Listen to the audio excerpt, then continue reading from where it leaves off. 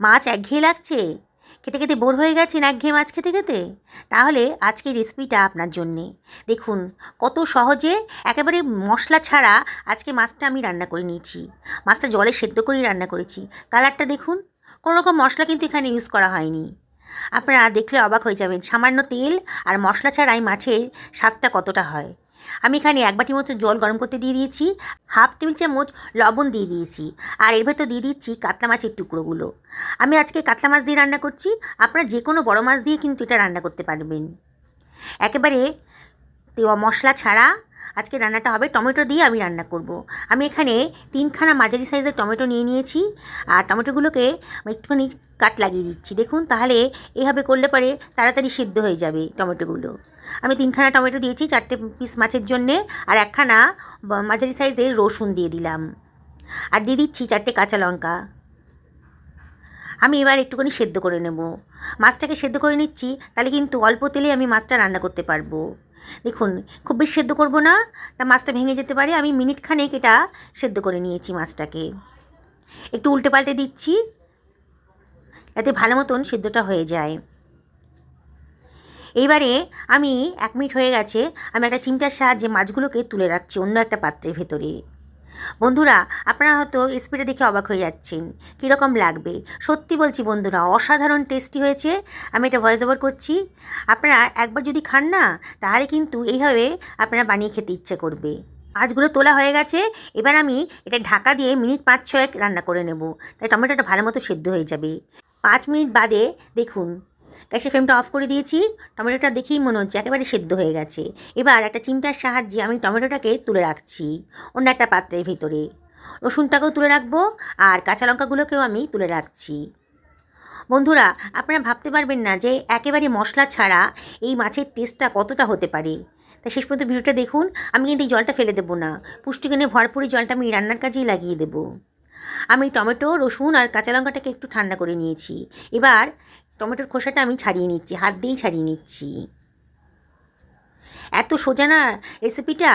যারা weight loss করতে চাইছেন কিংবা ডায়েটে আছেন, যারা ডায়েট করছেন, তারাও কিন্তু এই মাছের রেসিপিটা খেতে পারবেন। এত সামান্য তেল দিয়েছি আর মশলা ছাড়াই রান্নাটা করে ফেলেছি। আমি নিজেও ভাবতে পারিনি যে এতটা টেস্টি হবে। টমেটোর খোসাগুলো ছাড়ানো হয়ে গেছে, এবার রসুনের খোসাগুলোও আমি ছাড়িয়ে নিচ্ছি। রসুন তো একেবারে সেদ্ধ হয়ে গেছে দেখেই মনে হচ্ছে, আর এটা দেখুন ছাড়াতে আমার কোনো অসুবিধাই হচ্ছে না। সমস্ত রসুনের কোয়াগুলো থেকে খোসাটা আমি ছাড়িয়ে নিলাম।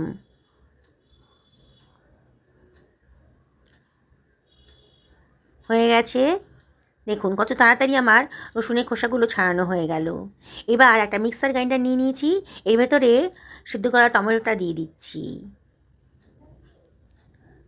কাঁচা লঙ্কাটাও দিয়ে দিলাম, আর রসুনের কোয়াগুলোও দিয়ে দিচ্ছি, সব কিছুই দিয়ে দিচ্ছি।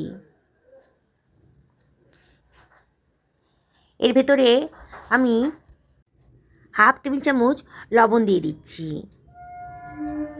এবারে এর ভেতরে আমি দিয়ে দেব 1/4 টেবিল চামচ মতো হলুদের গুঁড়ো। সামান্য একটু হলুদের গুঁড়ো দিলাম জাস্ট কালারের জন্যে। এবার এটাকে স্মুথ পেস্ট বানিয়ে নিয়েছি, সরিয়ে রাখছি। আমার সিদ্ধ করা মাছের ভেতর আমি হাফ টেবিল চামচ মতন লবণ দিয়ে দিলাম, আর দিয়ে দিচ্ছি 1 চিমটা হলুদের গুঁড়ো। এটা কালারের জন্যই দিচ্ছি। আর এর ভেতর দিয়ে দিচ্ছি হাফ টেবিল চামচ মতন সর্ষের তেল। আমি সর্ষের তেলেই রান্নাটা করব। আপনারা ইচ্ছে করলে যে কোনো কুকিং অয়েলই ব্যবহার করতে পারেন, যে যেমন পছন্দ করেন আর কি।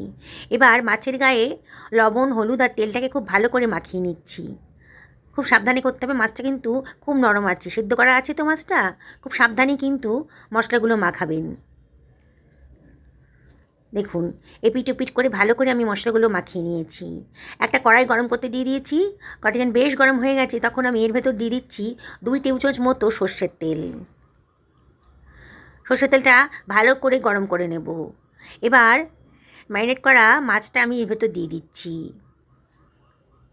সামান্য একটু ফ্রাই করে নেব।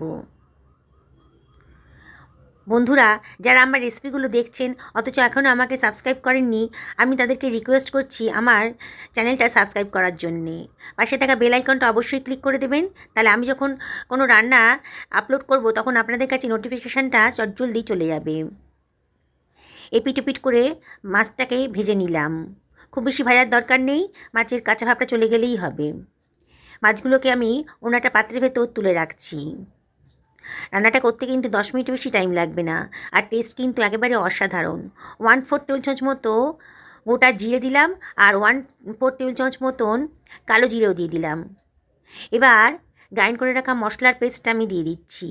গ্রাইন্ডারটা ধুয়ে অল্প জলও দিয়ে দিচ্ছি, দিয়ে সব কিছু ভালো করে মিশিয়ে নেব। আর কোনো মশলা আজকে ইউজ করব না।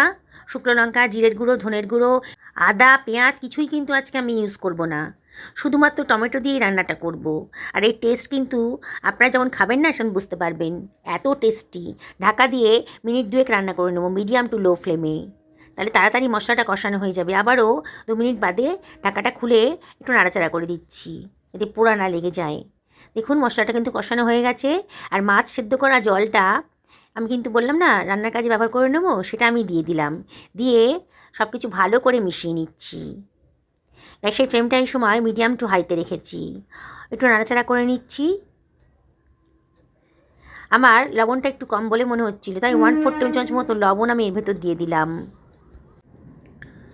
এবারে আমি একটুখানি গুড় দিচ্ছি।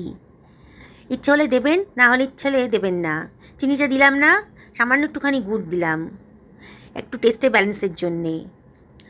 এবার ভেজে রাখা মাছটাও দিয়ে দিচ্ছি, দিয়ে একটু ভালো করে মিশিয়ে নিচ্ছি গ্রেভিটার সাথে।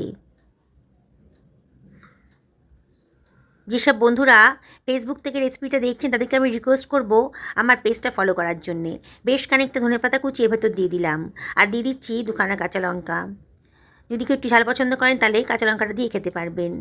এবার হাতে ডলে একটু কসুরি মেথিও দিয়ে দিলাম, সুন্দর একটা গন্ধ বেরোবে।